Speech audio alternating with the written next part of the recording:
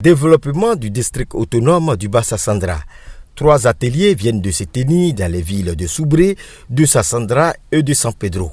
Des ateliers de validation des rapports dits rapports intermédiaires sur les études stratégiques du schéma directeur d'aménagement et de développement du territoire et sur le guide des atouts et potentialités économiques du district.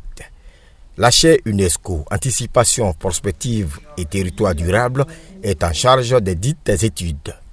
L'objectif assigné à ces ateliers est de restituer les résultats d'enquête que nous avons eu à réaliser afin de recueillir les avis, les observations, les contributions des différentes parties prenantes du processus afin de pouvoir améliorer le document et avoir des documents, des rapports qui reflètent la réalité du terrain.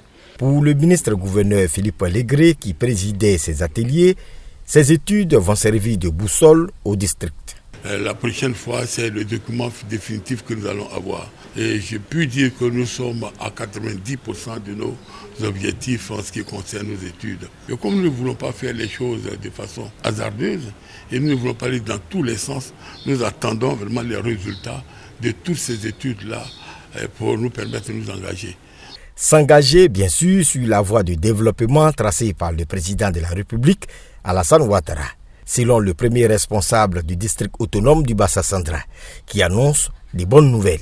Ce serait un péché de ne pas faire confiance au président Ouattara, parce qu'en 2023 et en 2024, il y aura beaucoup de réalisations dans notre district. Tant au niveau de l'éducation nationale, au niveau de la santé, au niveau de la jeunesse, le bitumage d'un certain nombre de voies par BOT. La voie qui part de Yabayo à Bio, la voie qui part de Gueyo à Lakota, la voie qui part de Bérébi à Tabo.